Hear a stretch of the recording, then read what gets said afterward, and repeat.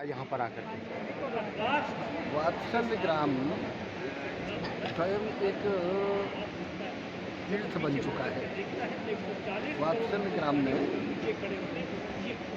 पूजनीय दीदी माँ के द्वारा जो हमारी बच्चियों की शिक्षा का कार्य किया जा रहा है, वो मैं ये कह सकता हूँ कि वो एक तरह से जिस तरह से हमारे सनातन धर्म में मान्यता है कि विधाता निर्माण करती है, दीदी माँ उसी तरह से प्रधानमंत्री जी का नारा है बेटी बचाओ बेटी पढ़ाओ, यदि वो पूर्ण रूपेण कहीं साकार हुआ है पूरे देश में तो वात्सल ग्राम में ही साकार है।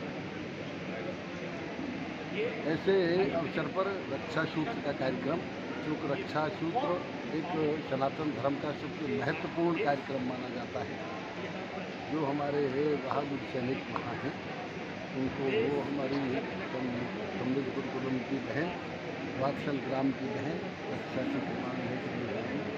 पूजनीय स्वामी विवेकानंद जी ने कहा था कि किसी भी देश के विकास में जब तक 50% भागीदारी महिलाओं की नहीं होगी तब तक वो देश पूर्ण विकसित नहीं हो सकता है।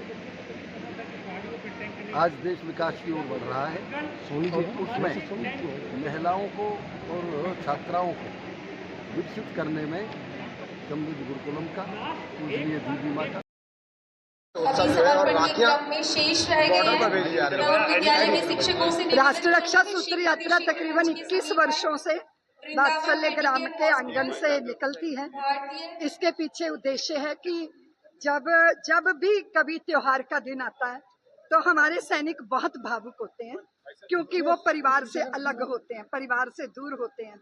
छोटे छोटे बच्चे घर में उनकी प्रतीक्षा कर रहे होते हैं, बहनें उनकी घर में प्रतीक्षा करती हैं, माताएं उनकी घर में प्रतीक्षा करती हैं।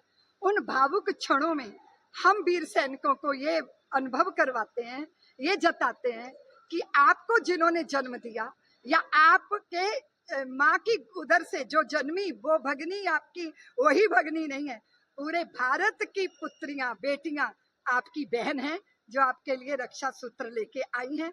और मैं आपको बहुत गौरव से कहती हूँ कि जो बॉर्डर पे हम लोग गए और पूरे देश की रक्षा सूत्र लेकर गए, पूरे देश में सैनिकों की चिट्ठियां जाती हैं और उन सैनिकों के साथ हमारा जीवन भर का एक आत्मीय संबंध बन जाता है। हम उनके सुख दुख में शामिल होते हैं, उनके घरों में उत्सवों में शामिल होते हैं। तो ये भावनात्मक संबंध अपने भावों की अभिव्यक्ति का अनुष्ठान है राष्ट्र रक्षा सूत्र यात्रा। आज हमारा ये कार्यक्रम और भी विशेष हो गया कि परमवीर चक्र विजेता आदरणीय कैप्टन योगेंद्र यादव जी हमारे बीच में हैं, जिनको करगिल जिनको टाइगर घाटी का टाइगर कहा जाता है, वो आज हमारे बीच में है। हमारे बीच में आदरणीय कैबिनेट मंत्री साहब लक्ष्मी नारायण जी भी यहाँ विराजमान है, रवि जी विराजमान है, श्रीकांत जी विराजमान है, राजीव गुप्ता जी विराजमान है। इस बार कितनी बच्चियां वहाँ लेकर रखे जा रही हैं? ये इसके आंकड़े तो विद्यालय दे पाएगा, ज्यादा से ज्यादा बेटियां जाना चाहती हैं, बसें भर भर के जा रही हैं, फिर भी जब कुछ बच्चियां रह जाती हैं वो मुझसे शिकायत करती हैं। हम कोशिश करते हैं कि राष्ट्रपति को भी रक्षा सूत्र बांधने जा रही हैं, प्रधानमंत्री जी को भी जो है रक्षा सूत्र बंधेंगे, और देश के जो तीनों प्रमुख हैं सेना के उनको रक्षा सूत्र बंधेंगे। और उसके बाद बॉर्डर पर और यहाँ पर इंडिया गेट में जो अभी मेमोरियल बना है वहाँ जो हमारे सैनिक हैं वहाँ भी हम अलग अलग टोलियां अलग अलग जगह पर रक्षा सूत्र लेकर जाएंगे। इस बार यदि कौन से बॉर्डर पर जा रही है हमारी बहनें? इस बार लोंगोवाल और अटारी बॉर्डर पर बॉर्डर पर कैसा फील होता है? ये ऐसे जो कार्यक्रम हैं और ये एक सैनिक को के अंदर आत्मबल पैदा करता है, क्योंकि सैनिक अकेला देश की रक्षा नहीं कर सकता, देश के लिए युद्ध नहीं लड़ सकता। पूरा राष्ट्र उसके साथ जब भावनात्मक रूप से खड़ा होता है तो उसका आत्मबल आत्मविश्वास बढ़ता है। जब वो पीछे मुड़ करके देखता है तो 140 करोड़ हिंदुस्तानी उसके पीछे खड़े होते हैं। ये उसके लिए एक अनौखिक और अलौकिक पल होते हैं। यही वो रक्षा सूत्र हैं जिनके वादों को निभाने के लिए पल भर में अपने आप को कुर्बान कर देता है, क्योंकि उसका कोई परिवार नहीं, उसका राष्ट्र परिवार होता है। और जब इस तरह की दीदी माँ जैसी बहुत सारी हमारे इस देश से वो बहनें, वो बेटियाँ सरहदों पर जाती हैं तो लगता है कि मेरी बहन और मेरी बेटी है। उससे खुशी के पल उस सैनिक के लिए कुछ नहीं हो सकते हैं। और ये भाई बहन और रक्षा का पर्व है, ये बहुत ही पावन पर्व है। मुझे आज इस यहाँ पर जो रक्षा सूत्र कार्यक्रम जहाँ से देश के अलग अलग कोनों में देश के सैनिकों के पास ये राखियाँ भेजी जा रही हैं, उसमें सम्मेलन होने का, सम्मिलित होने का मुझे दीदी माँ ने अवसर प्रदान किया। मैं इसके लिए बहुत खुश नसीब हूँ।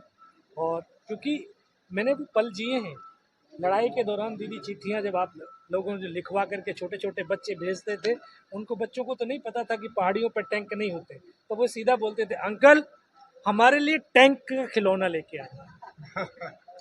तो एक बल बढ़ता है, ताकत बढ़ती है, राष्ट्र एक साथ एकजुट होता है, सैनिकों के साथ उनके कंधे मजबूत होते हैं।